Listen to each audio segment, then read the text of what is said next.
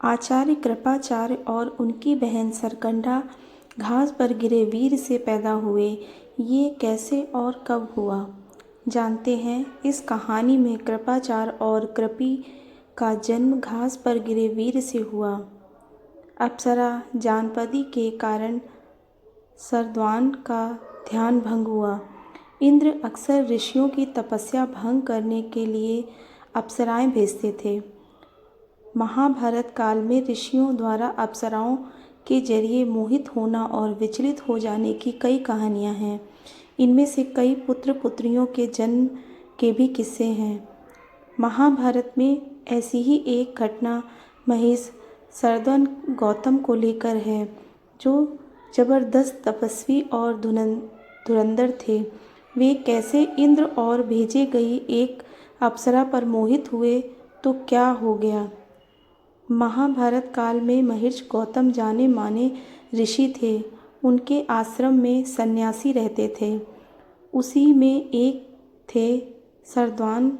वह धनु विद्या में पारंगत थे। उन्होंने तपस्या करने की ठानी और वन में जाकर कठोर तपस्या करने लगे। जब वह इनमें जबरदस्त तरीके से लीन हो गए तो इंद्र को चिंता हुई कि ये तपस्या तो उन्हें मुश्किल में डाल सकती है। पौराणिक कथाओं में इंद्र को देवताओं के राजा बताया गया है। वह स्वर्ग के अधिपति माने जाते हैं। वह अक्सर ऋषियों की तपस्या से भयभीत हो जाते थे, क्योंकि ये माना जाता है कि गहन तपस्या से ऋषि अपार शक्ति और सिद्धियां प्राप्त कर सकते हैं। इन शक्तियों से वे इंद्र के स्वर्ग पर अधिकार करने या उनकी स्थिति को चुनौती देने में सक्षम हो सकते थे। महिष सरद्वान जब वन में गहन तपस्या में लीन थे तो चिंतित इंद्र ने अप्सरा को उनका ध्यान भंग करने के लिए भेजा। डर जाया करते थे इंद्र, इस डर से कि कोई ऋषि अपनी तपस्या के बल पर इंद्रासन, इंद्र का सिंहासन छीन सकता है। इंद्र अक्सर उनकी तपस्या भंग करने के लिए अप्सराओं को भेजते थे। अप्सराएं अपनी अद्वितीय सुंदरता और मोहकता के लिए जानी जाती थीं। उनकी उपस्थिति और मोहक नृत्य से ऋषियों का ध्यान भंग हो जाता था, जिससे उनकी तपस्या में बाधा आ जाती थी। महिष सरद्वान का ध्यान जब अप्सरा ने भंग किया, महाभारत आदि पर्व अध्याय 128 में लिखा गया है कि महिष सरद्वान के पास जानपदी नाम की अप्सरा पहुंची। उसके पहुंचते ही सरद्वान का ध्यान भंग हुआ। वह अप्सरा के प्रति आकर्षित हुए। उनके सौंदर्य पर मुग्ध होकर सरद्वान गौतम का अनजाने ही वीरपात हो गया। इससे जन्म हुआ कृपा और कृपी। ये नीचे एक सरकंडे पर गिरकर दो हिस्सों में बट गया। यह एक प्रकार का घास जैसा पौधा होता है। सरद्वान अपने धनुष बाण तथा काला मृग चर्म वहीं छोड़कर कहीं चले गए। इससे एक बेटे और बेटी का जन्म हुआ, जो कृप और कृपी थे।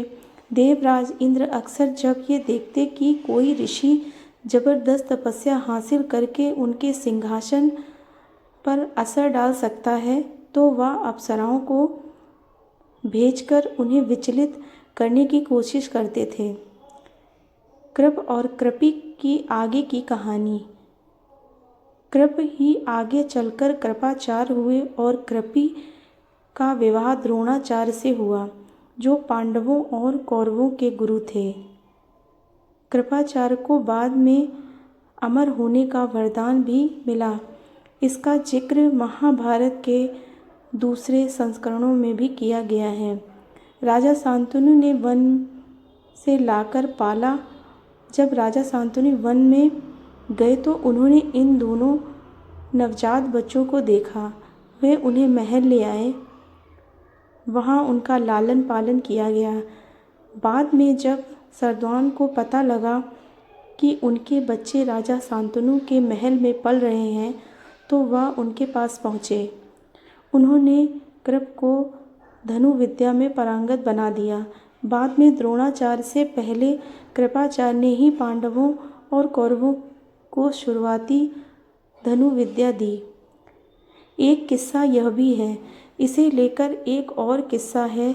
महिषमर्दन की तपस्या भंग करने के लिए देवराज इंद्र ने जानपदी नामक एक देवकन्या भेजी, जिसके गर्भ से 2 यमज भाई बहन जन्मे। माता पिता दोनों ने नवजात शिशुओं को जंगल में छोड़ दिया, जहाँ हस्तिनापुर के महाराजा शांतनु ने इनको देखा। शांतनु ने इन पर कृपा करके दोनों को पाला पोसा, जिससे इसके बाद कृप तथा कृपी पड़ गए। महाभारत में किस ओर से लड़े? महाभारत के युद्ध में कृपाचार्य कौरवों की ओर से सक्रिय थे। कर्ण के मरने के बाद उन्होंने दुर्योधन को बहुत समझाया कि उसे पांडवों से संधि कर लेनी चाहिए, किंतु दुर्योधन ने इससे इनकार कर दिया। कौरवों की पराजय और उनके युद्ध में मारे जाने के बाद कृपाचार्य पांडवों के पास आ गए। बाद में इन्होंने परीक्षित को अस्त्र विद्या सिखाई। भागवत के अनुसार सर्वाणी मुनि के साथ कृपाचार्य की गणना सप्तऋषियों में होती थी। अप्सरा जानपदी कौन थी? जानपदी एक अप्सरा थी। हिंदू पौराणिक कथाओं में अप्सराएं स्वर्ग की सुंदर अप्सराएं होती थीं, जिन्हें इंद्र अपने आदेश पर पृथ्वी पर भेजते थे। हालांकि जानपदी का नाम जरूर महाभारत में मिलता है, लेकिन इससे ज़्यादा कोई जानकारी नहीं मिलती। क्या होती थी अप्सरा? पौराणिक कथाओं के अनुसार इंद्र के पास कई अप्सराएं थीं, जो स्वर्गलोक इंद्रलोक में उनकी सभा की शोभा बढ़ाने के लिए होती थीं। वे इंद्र का आदेश मानती थीं। उनका मुख्य काम इंद्र और अन्य देवताओं का मनोरंजन करना था। कुछ प्रमुख अप्सराओं के नाम इस प्रकार हैं: उर्वशी, मेघनंदा, रंभा, तिलोत्तमा, मेनका, धृताची, पुण्यगंधा और सुकेशी। जब ऋषियों और अप्सराओं का मिलन हुआ, पौराणिक कथा में कुछ अप्सराओं के ऋषियों के साथ संबंधों के परिणाम स्वरूप महान ऋषियों का जन्म हुआ। मेघनंदा, मेनका और विश्वामित्र। मेनका एक अत्यंत सुंदर अप्सरा थीं, जिन्हें इंद्र ने ऋषि विश्वामित्र की तपस्या भंग करने के लिए भेजा था। मेनका और विश्वामित्र के मिलन से एक पुत्री शकुंतला का जन्म हुआ। शकुंतला बाद में राजा दुष्यंत की पत्नी बनी। उनके पुत्र भरत के नाम पर भारत का नाम पड़ा।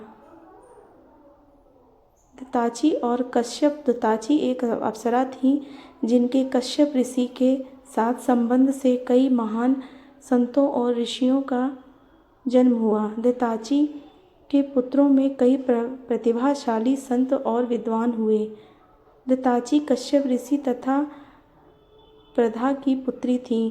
पौराणिक परंपरा के अनुसार दताची से रुद्राक्ष द्वारा 10 पुत्र, कुशानाप से 100 पुत्रियों, 54 पुत्र, प्रमति से कुरु नामक एक पुत्र, वेद व्यास से शुकदेव का जन्म हुआ। एक बार भरद्वाज ऋषि ने दताची को निवस्त्र गंगा में स्नान करते देखा। उनका वीरपात हो गया। वीर को उन्होंने एक मिट्टी के बर्तन में रख दिया, जिससे द्रोणाचार्य पैदा हुआ।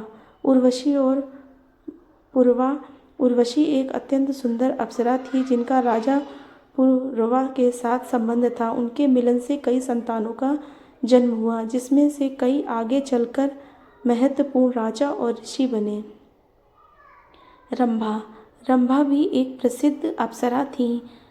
हालांकि उनके साथ सीधी किसी ऋषि का नाम नहीं जोड़ा गया, लेकिन उन्हें भी कई कथाओं में ऋषियों की तपस्या भंग करने की कोशिश में शामिल दिखाया गया है।